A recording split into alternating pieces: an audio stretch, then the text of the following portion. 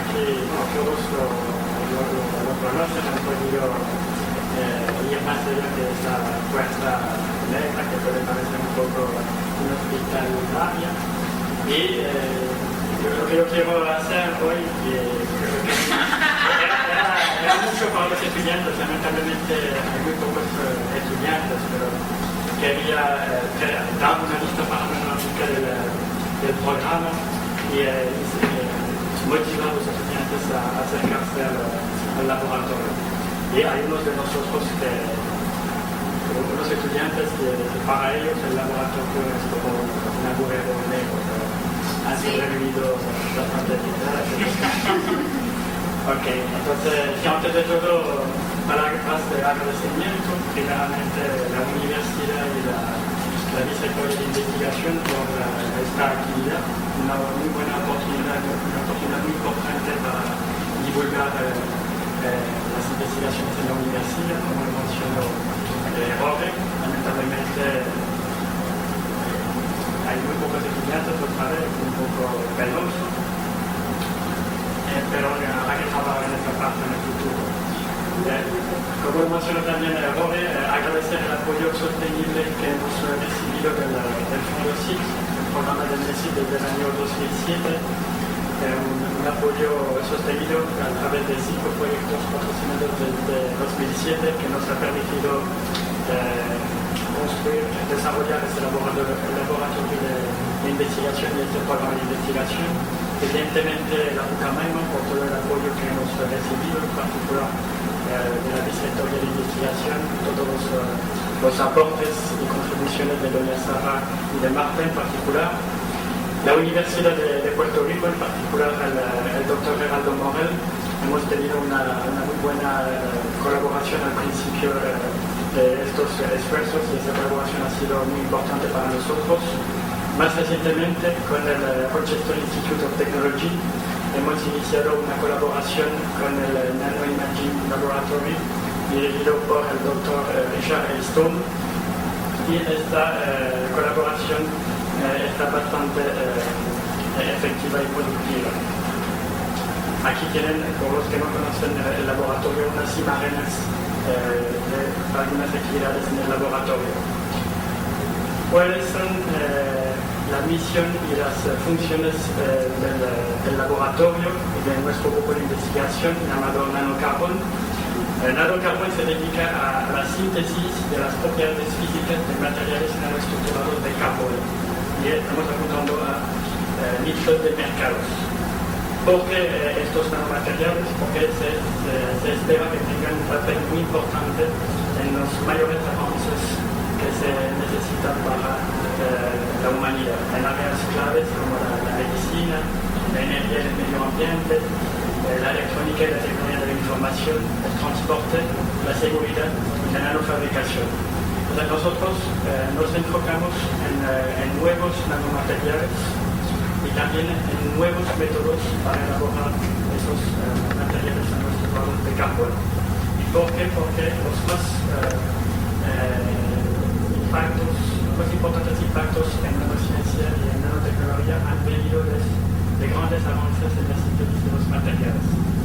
Un punto también muy importante para nosotros es que estamos apuntando a contribuir a la formación de una nueva generación de científicos e ingenieros dominicanos que podrían proporcionar contribuciones originales en el área y también que podrían explotar en el país los avances logrados en otros países, algo que a mi entender es imposible hoy en día.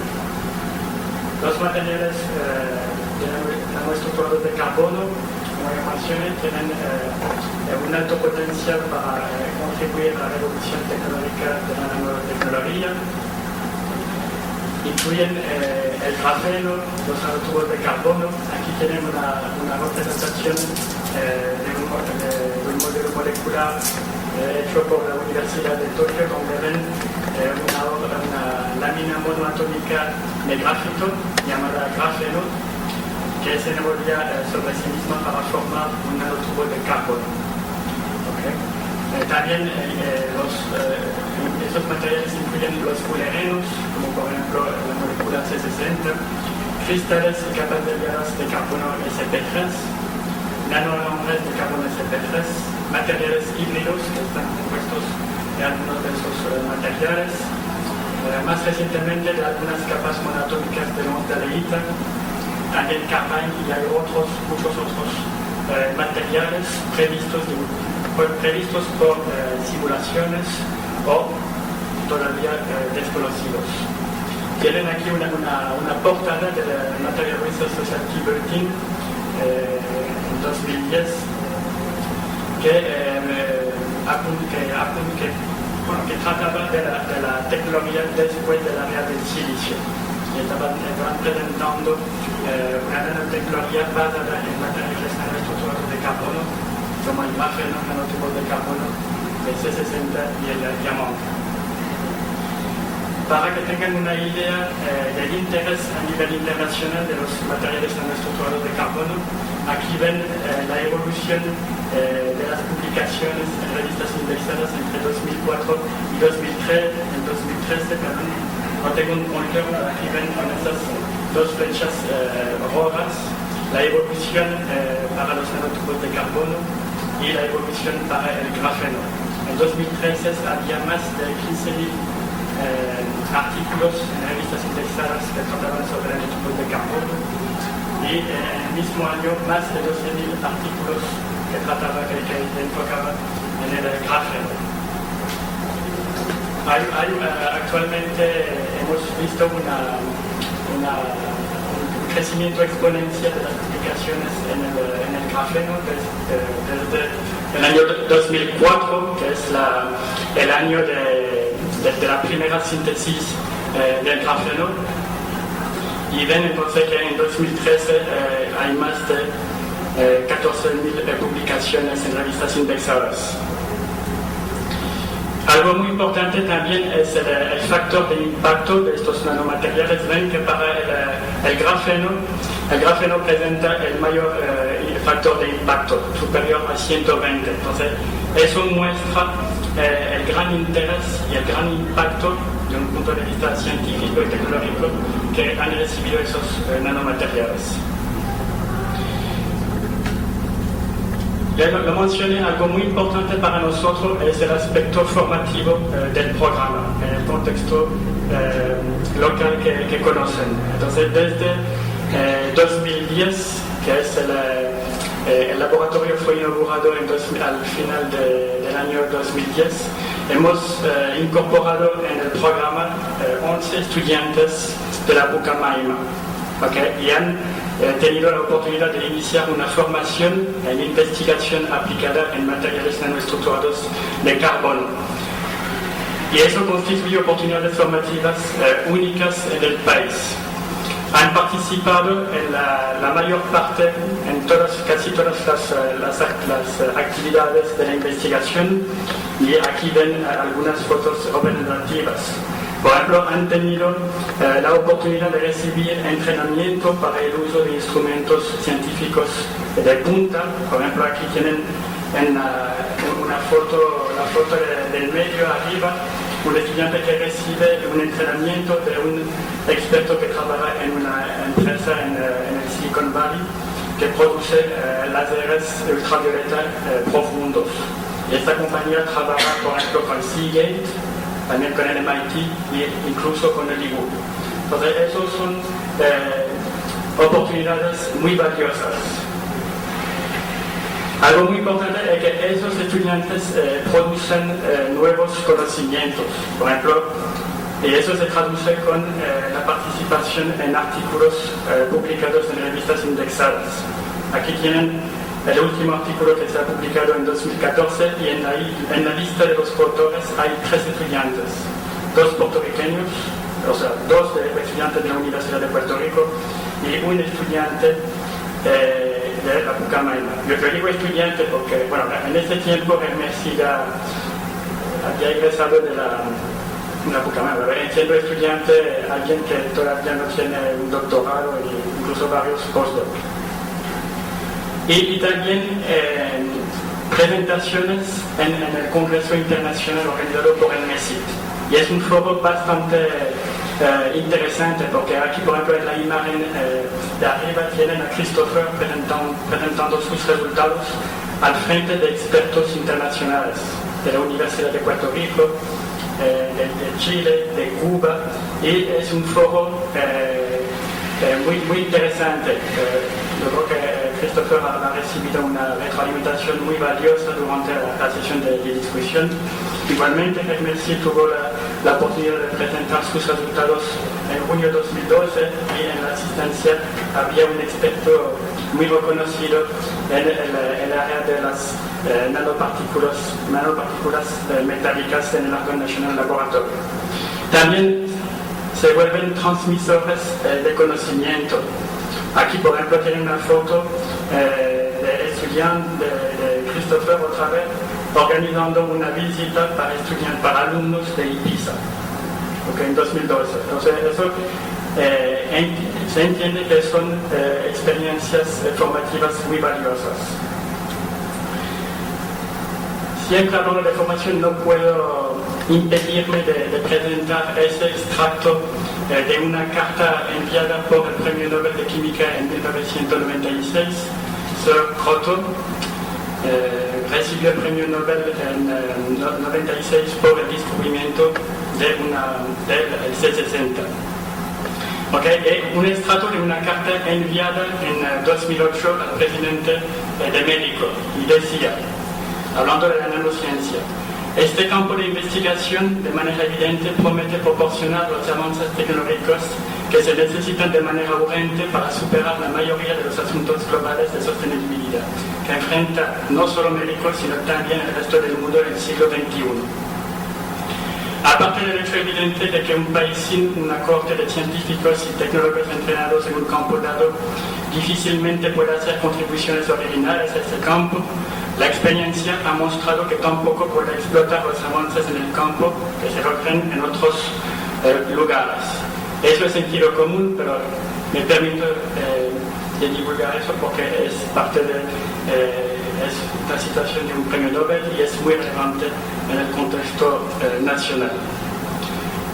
No se forman muchos científicos acá, pero se forman muchos ingenieros industriales en esa universidad, en todas las universidades de la República Dominicana. Yo pensaba que demasiado, pero yo creo que eso no es realmente la verdad. Entonces, en 2007, en Estados Unidos, un decano de ingeniería de la Universidad de Tennessee, el Dr. Kuo, publicaba en una revista Industrial Engineer una reflexión sobre los ingenieros industriales en la nanoera. Un hecho, la industria empezaba con ese hecho. Las industrias se están moviendo de la micro a la nanoescala para mantenerse competitivas. Entonces, formulaba dos preguntas para la comunidad académica en Estados Unidos. Una, ¿está la comunidad de manufactura lista para la producción de nanodispositivos? Dos, ¿está la comunidad industrial lista para certificar el uso apropiado de esos sistemas? ¿Ven? A raíz de esas preguntas y de la reflexión, salían esas necesidades, actualizar el currículo de formación de los ingenieros industriales y trabajar en asuntos modernos para las industrias de manufactura y servicios. Yo creo que esto también es algo que tiene que ser reflexionado a nivel nacional, si queremos un día atraer empresas de alta tecnología para que produzcan en el país, en zonas francas. Aquí tienen lo que mencioné, la nanopartícula en la Facultad de Ingeniería, la ingeniera Hermessi Paredes. ¿Cómo fue? No, pues, si no se quede en nanopartículas, sino que hagamos una parte de ensamble. Sí, otras centrales, sí, estamos con las semillas. Sí, muy bien. Entonces, para los que no conocen a Hermessi Paredes, egresada de la Pucamaima, carrera de Ingeniería Industrial, tuvo la oportunidad de incorporar el grupo durante 2 años como asistente de investigación a tiempo completo. mediante proyectos fondos. Y bueno, luego aprovecho de cursos intensivos en francés, de una iniciativa del MESIT, la Embajada de Francia y las Alianzas Francesas, y pudo cursar entonces un primer año de máster en micronanosistema y un segundo año en máster en innovación tecnológica en Francia. Y esperamos que contribuya a la reflexión en la Facultad de Ingeniería. Para terminar esta parte formativa, yo no puedo impedirme tampoco de mencionar una frase muy importante de Albert Einstein que me recordó Christopher Osoria el otro día. Lo único que interfiere con mi aprendizaje, es mi educación. ¿Okay? Y yo creo que eso ha sido la raíz del impedimento del aprendizaje significativo, no solamente en este país, pero en muchos otros países, incluido Francia. ¿Okay? Y yo creo que en el laboratorio y en otros grupos de investigación de la Pucamaima hay oportunidades para generar un entorno, condiciones más propensas y también complementarias con lo que se hace de manera convencional para estimular un aprendizaje reflexivo y para motivar la innovación en los estudiantes. Y por ejemplo, nosotros hemos tenido una experiencia muy positiva al incorporar a un estudiante desde el semestre 2 de la carrera de medicina, desde el caso de Christopher Osoria. Y es algo que se hace naturalmente en otras universidades e institutos como el MIT. Okay, ahora yo voy a entrar realmente en el programa del laboratorio. Tenemos básicamente 3 líneas de investigación. La primera es mejorar los métodos actuales, las tecnologías actuales para producir materiales nanoestructurados de carbono. ¿Okay? Tecnologías que están utilizadas a nivel industrial. Entonces eso es muy importante, porque cualquier resultado obtenido en el laboratorio tiene el potencial de ser implementado a nivel industrial. Segunda línea, desarrollar nuevas tecnologías o métodos compatibles con la producción en masa. ¿Okay? Mejorar las tecnologías existentes para ofrecer un producto más atractivo para la industria. Y el tercero, que también es muy desafiante, es nuevos nanomateriales. ¿Okay? Desarrollar, poder sintetizar materiales que han sido previstos por estudios computacionales, e incluso sintetizar materiales que nunca han sido, que están todavía desconocidos. Aquí tienen un panorama de los nanomateriales con los cuales nos hemos divertido durante los últimos años. Capas nanoestructuradas de carbono sp3, nanoampres de carbono sp3, nanotubos de carbono, grafeno, híbridos y nuevos nanomateriales. El equipo bastante pequeño, pero esperamos que nuevos miembros ingresen. Un servidor es el líder del grupo, yo soy físico. Ya yo introducido, tenemos ingeniera Hermesi Paredes como asistente de investigación y Christopher Osoria como estudiante. Tenemos también colaboradores, como mencioné, el doctor Richard Easton del Rochester Institute of Technology, un experto en microscopía electrónica y transmisión. Tenemos el profesor Geraldo Morel de la Universidad de Puerto Rico en San Juan y recientemente la doctora Zahira González del Departamento de Ciencias Básicas de la Pucamaima, y estamos muy entusiasmados porque vamos a colaborar con un nuevo proyecto en el cual se va a estudiar la interacción entre objetos biológicos y nuestros nanomateriales. Y Zahira les presentará este proyecto después de mi presentación. Hemos podido adquirir finalizar la fase 1 de instrumentación del laboratorio. Tenemos dos sistemas de síntesis para elaborar todos los materiales de nuestro tonos de carbono, los más importantes para la ciencia y la tecnología, otra vez mediante tecnologías que están utilizadas a nivel industrial. Y tenemos dos instrumentos estratégicos para caracterizar la estructura y la morfología de los materiales, un espectroscopio Raman y un microscopio de sonda de barrido, que ofrece los modos de microscopios de fuerza atómica y también de efecto túnel, y podemos caracterizar la morfología de los materiales a micro, nano, incluso a nivel atómico, dependiendo de las condiciones. El primer proyecto que hemos desarrollado tenía como objetivo la síntesis de capas de carbono sp3 a baja temperatura de sustrato y alta rapidez de crecimiento. ¿Cuál fue la motivación? Estas capas NSD presentan una combinación excepcional de propiedades físicas y químicas superiores que no se encuentran en otros materiales.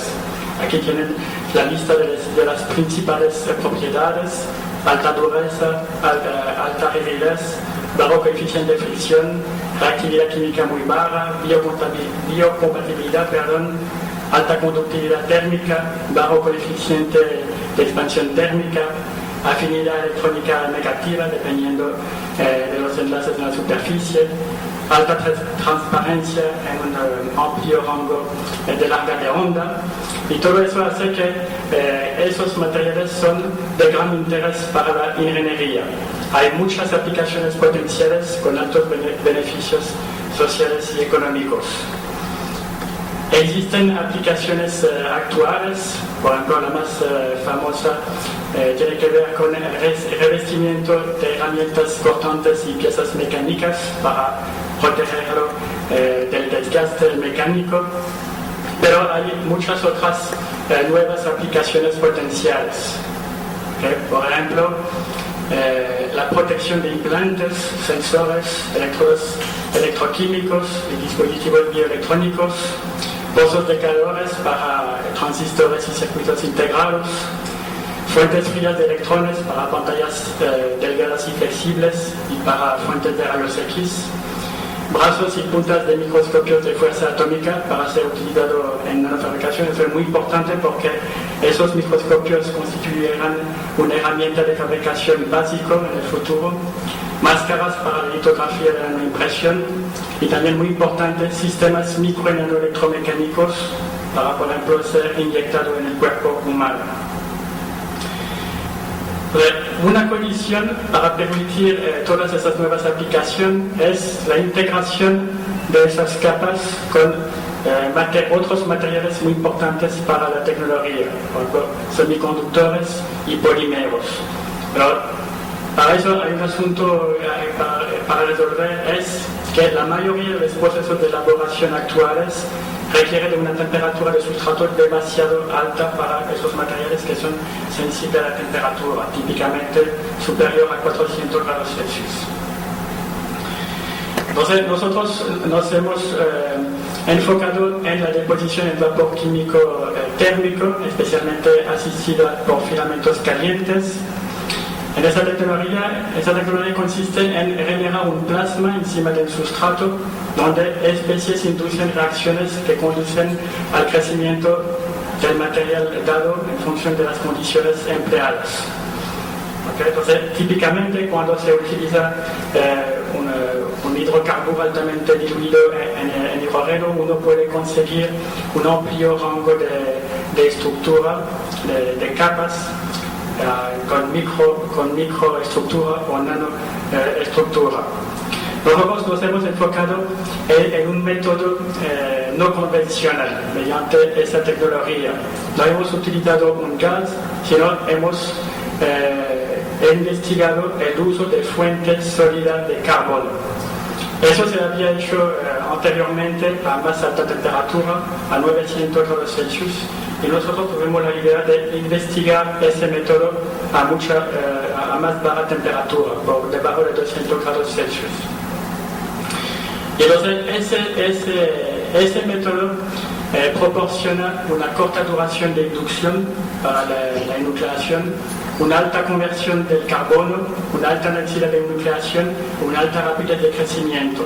Entonces hemos podido sintetizar esas capas por debajo de 200 grados Celsius con una tasa de crecimiento superior a 3 micrones por hora. Y eso en comparación a lo que se hacía anteriormente, por ejemplo, en Japón, eso es 55 veces más rápido. Porque eso es muy importante para revestir, por ejemplo, polímeros. Tenemos otro proyecto en el cual estamos buscando por una tecnología alternativa. Aquí tienen los dos métodos utilizados a nivel industrial para producir esas capas. Ya yo mencioné la primera, que es la cerveza asistida por filamentos calientes. Un reactor industrial cuesta por lo menos $500,000. Eso no es el costo del que tenemos, porque es un prototipo para investigación, es un poco más económico. Pero hay también otra tecnología, que es la cerveza asistida por microondas, y un reactor industrial cuesta por lo menos $1,000,000. Entonces nosotros tenemos idea para desarrollar una nueva tecnología por lo menos 10 veces más económica. Y hemos conseguido algunos resultados preliminares bastante prometedores que estamos definiendo actualmente. Aquí tienen, por ejemplo, un espectro Raman y el pico que ven podría ser relacionado a la estructura de esas capas nanoestructuradas de carbono sp3. Hay un desplazamiento del pico. Ese desplazamiento podría ser físico si la capa experimenta un estrés del orden de 20 gigapascal. Eso no es físicamente posible considerando la temperatura de la síntesis, 800 grados Celsius en ese caso, y la diferencia en los coeficientes de dilatación térmica entre la capa y el sustrato de cobre. En cuanto a los nanotubos de carbono, estamos estudiando la síntesis y más bien el control de la distribución de los diámetros de los nanotubos de carbono. De manera convencional, cuando uno elabora nanotubos de carbono mediante la deposición en vapor químico, uno consigue una mezcla de nanotubos con distinta estructura y distintos diámetros. Entonces estamos tratando de reducir la dispersión en los diámetros de los nanotubos de carbono. El resultado lo más interesante con los nanotubos de carbono fue lo que presentamos el año pasado. Hemos podido revestir lotes de nanotubos de carbono por nanocristales de carburo de silicio y de carbono sp3.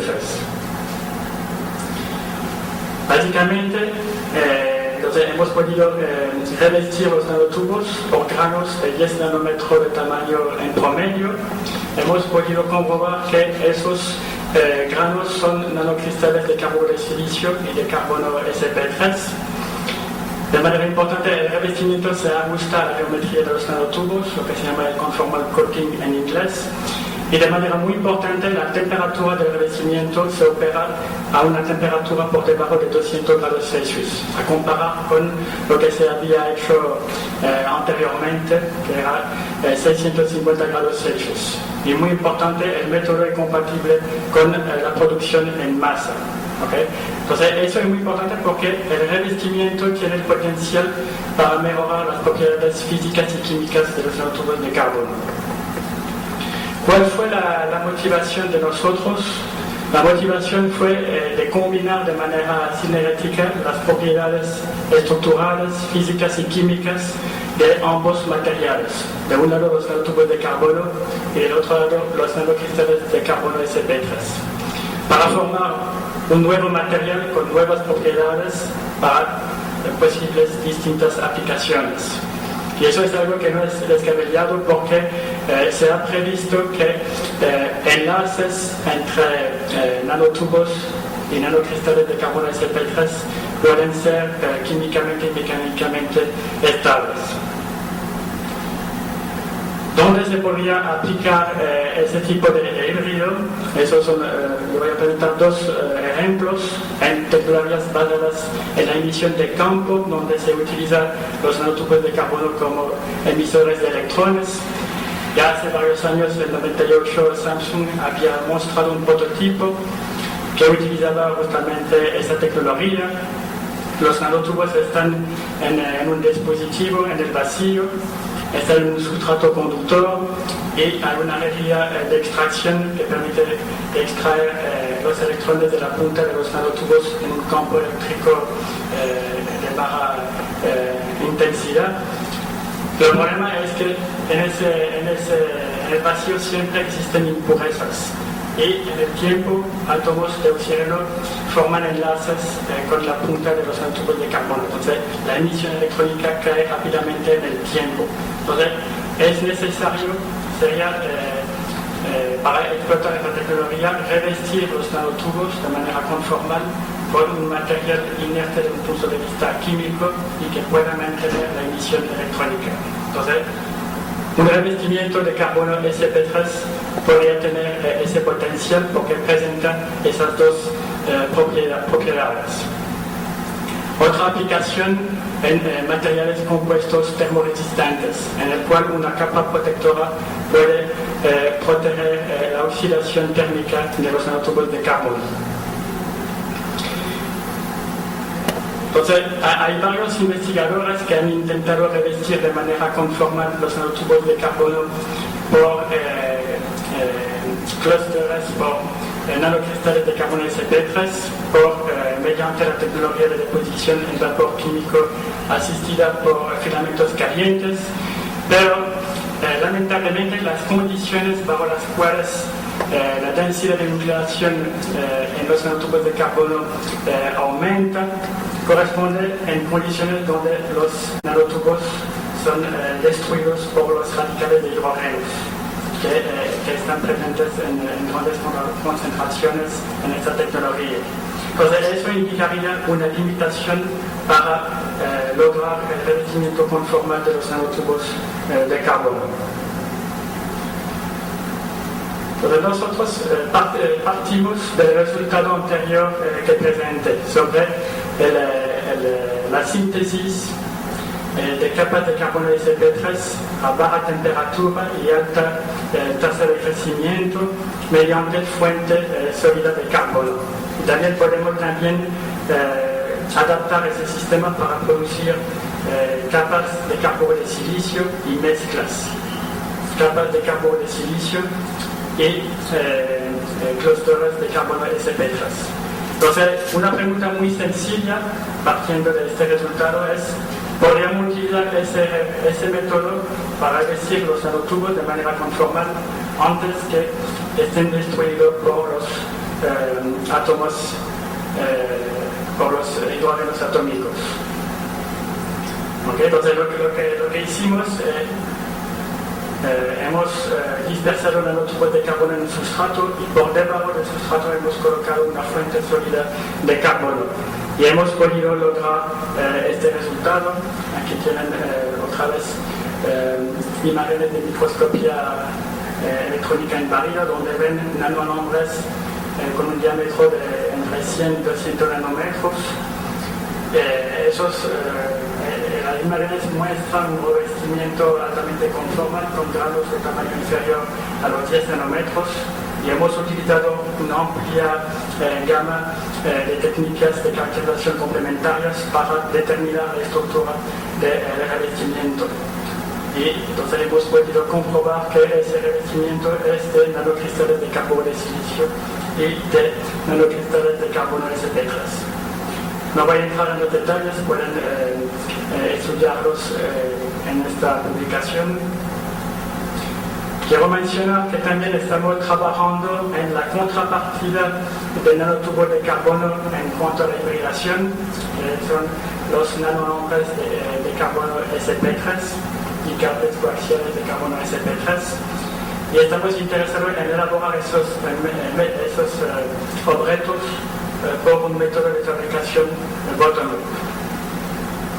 Hay un gran interés en estos materiales desde el punto de vista fundamental, porque se trata de estructuras unidimensionales con una alta relación de aspecto. Entonces es fundamentalmente interesante de estudiar el confinamiento de electrones y de fotones en esas nanoestructuras. Pero también hay varias civilizaciones que predicen propiedades físicas y químicas muy atractivas para varias aplicaciones. No voy a entrar en esos detalles. Aquí tienen una lista de las aplicaciones potenciales para esos nanoalambres.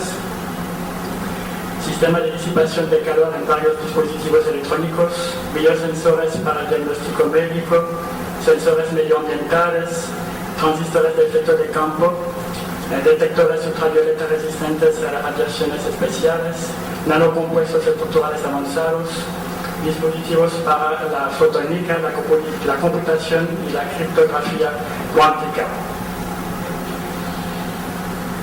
Hay básicamente dos métodos para elaborar nanoestructuras, el método bottom-up y el método top-down. Esos dos enfoques. El top-down es el camino que ha sido utilizado hasta ahora para fabricar transistores.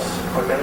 Empezar por un material masivo de silicio e ir eliminando material mediante una tecnología determinada, por ejemplo, fotolitografía, para fabricar una nanoestructura. Entonces, eso es muy costoso y cada vez más difícil de hacer cuando la resolución lateral disminuye. ¿Okay? Entonces, hay otro camino más atractivo que es el bottom-up, que es lo que mencionaba René hace algunos minutos. ¿Okay?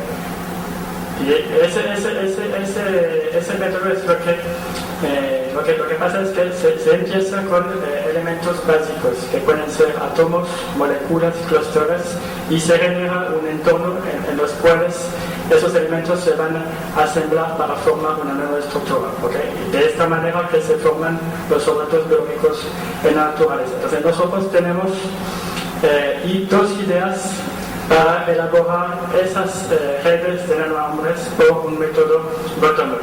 Y estamos actualmente trabajando en ese proyecto, que es el último proyecto que ha sido patrocinado por el Fondo CIT en 2012. Aquí algunos resultados preliminares que nos han motivado, donde hemos observado esos nanoalambres conectando aglomerados de clústeres de carbono sp3. Rápidamente, en grafeno estamos tratando de aprender cómo controlar el número de capas. Básicamente se puede hacer de manera sencilla grafeno, porque es una capa monoatómica de grafito en cobre. Lo que es más difícil de hacer es multicapas de grafeno. Bueno, no es difícil de hacer en un sustrato de otro metal de transición. Lo que es difícil es controlar el número de capas. Y eso es muy importante, por ejemplo, para inducir un gap en el grafeno, que es un metal. Okay, y eso por el momento ha impedido el desarrollo del grafeno para formar nuevos transistores, para sustituir el silicio. Entonces, nosotros estamos tratando de controlar el crecimiento de grafeno, por ejemplo, en un sustrato de níquel, y controlar el número de capas. También estamos interesados, y es algo aún más atractivo, en la contrapartida de algunas capas de grafeno, la contrapartida en liberación sp3, ¿okay? Que serían algunas capas de carbono sp3 cristalinas. ¿Okay? Y el interés fundamental en ese material es que es un material que es semiconductor. ¿okay? Entonces, ese material tiene el potencial de solucionar los asuntos del grafeno, ¿okay? En el cual es difícil de inducir un gap. ¿Okay? Y ese material podría ser utilizado en muchas aplicaciones, que voy a mencionar solamente, bueno, en nanoelectrónica, en computación cuántica mediante la introducción del hidrógeno en la red cristalina, y también muy importante en sistemas nanoelectromecánicos para aplicaciones en biomedicina. Y finalmente, para terminar, estamos actualmente bastante entusiasmados, febril y todo. Ahora, tiene dificultad para dormir la noche porque siempre en la investigación uno está buscando algo y aparece otra cosa y esa otra cosa es aún más importante. Y parece que tenemos algo bastante interesante aquí porque hemos elaborado un material de carbono. Sabemos que es cristalino porque tiene picos Raman. ¿Okay? De hecho, esos picos han sido nuevos picos, han sido detectados. Los patrones de difracción electrónica son desconocidos por nosotros y también por nuestros colaboradores. El proceso que hemos utilizado es un proceso bastante interesante, con alto rendimiento. Aquí tienen una imagen del porte-sustrato cubierto por este material.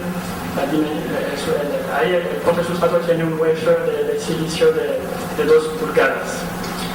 Pero evidentemente se puede cubrir mediante un reactor más grande y más filamentos se puede revestir una superficie más grande. ¿Okay? Es un proceso que es reproducible y las condiciones de síntesis son atractivas para las aplicaciones. Entonces estamos esperando actualmente el resultado de algunas caracterizaciones del extranjero para intentar determinar la estructura de este material. Y espero que Christopher podrá presentarle esto el próximo año al frente de un auditorio lleno de estudiantes. Gracias por su atención.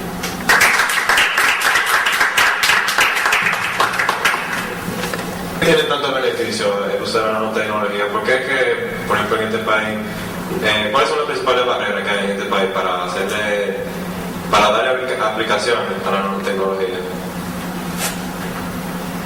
Muy buena. Bueno, hay aplicaciones en nanotecnología porque estamos utilizando, todos nosotros tenemos celulares, ¿okay? Computadoras y muchos dispositivos electrónicos y tenemos, hay muchos productos nano que nos rodean. ¿Okay? Entonces eso es una realidad en el país. Lo que yo mencioné anteriormente es que no tenemos la capacidad para producir nanoproductos en el país, pero eso es lo que yo quería mencionar. De la misma manera que no tendríamos los recursos humanos para implementar la energía nuclear acá. Es un mal ejemplo porque... o sea, es un problema de personal y de recursos, ¿sería? Es un problema muy complejo, pero primeramente, sí, no hay... en los Estados Unidos, para salir del contexto nacional, ya se sabe desde varios años que falta recursos humanos. Falta recursos humanos a nivel de tecnólogos para producir nanoproductos. Entonces ahora hay grandes esfuerzos en Estados Unidos para la formación de técnicos. ¿Okay? Entonces eso es en Estados Unidos. ¿Okay? Acá la situación es más difícil por varios asuntos, pero tal vez no tenemos que entrar en esto acá. Pero yo creo que entiendo que es pertinente reflexionar sobre el interés o no de atraer empresas extranjeras de alta tecnología que podrían producir nanoproductos en República Dominicana, ¿okay? Al frente de la puerta de Estados Unidos. ¿Okay? ¿Y qué se necesita para atraer esas compañías? ¿Y por qué HP seleccionó hace unos años Costa Rica y no República Dominicana? ¿Okay? Yo creo que vale la pena de reflexionar sobre este asunto si queremos redinamizar las zonas francas en el país. En un mundo donde las empresas se mueven de la micro a la gran escala para ser competitivas. O sea, depende de lo que queremos. Que una pregunta, es un comentario al respecto de que veo todo esto en la semana de la investigación, todo lo que se está llevando a cabo, y que siento que afuera, bueno, tanto como adentro como fuera, hay poca información en sentido a lo que hace la universidad en cuanto a las investigaciones en sentido general. La población afuera como que está muy ajena quizás de lo que se está haciendo aquí. ¿Qué aportes hace la universidad a nuestra ciudad y por ende a nuestro país? Como que se desconoce poco, y me gustaría que quizás es como un futuro, o quizás no muy futuro, sino que se comience a trabajar en la parte de la publicidad, de dar a conocer lo que se hace en la universidad para contribuir al país. Vi el año pasado algo que me gustó mucho, creo que en Colombia que lo hacen, de que investigadores de todas las ramas son como premiados, y no solamente premiados, sino que dan a conocer qué aportes han hecho al país. Vi, por ejemplo, como que hacía como ¿cómo se llama esto? Como si fuera un transporte como aéreo, como, no recuerdo cómo se llama. Bueno, el caso es que van haciendo sus diferentes aportes y lo muestran al país para que sepa en qué se está trabajando, y eso le queda como contribución a toda la nación, y me gustaría que más adelante pues se pueda publicar y que la gente pueda conocer qué hace la universidad y qué aporta. Gracias. Es el Congreso Científico en el MESIC. Entonces, tal vez no ha recibido la publicidad, también ha fallado también en esa parte de divulgación, de atraer la población. Pero también hubo, a un momento me invitaron hace unos años para presentar una presentación a la Feria del Libro. También hemos participado en ferias tecnológicas. A veces aparecen artículos en la prensa. Hemos también hecho algunos esfuerzos, por ejemplo, en Internet. Bueno, las cosas a veces tienen complicaciones, pero por ejemplo hemos generado de manera temporal un sitio Internet en inglés para tener una visibilidad a nivel internacional. Mientras tanto se diseñan páginas institucionales. Y hay muchas iniciativas que hemos desarrollado para tener un poco más de visibilidad a nivel local, a nivel nacional y a nivel internacional. Pero sí queda mucho por hacer, Quiere decir, Zaira, que te toca a ti ahora. Tenemos, vamos a pasar.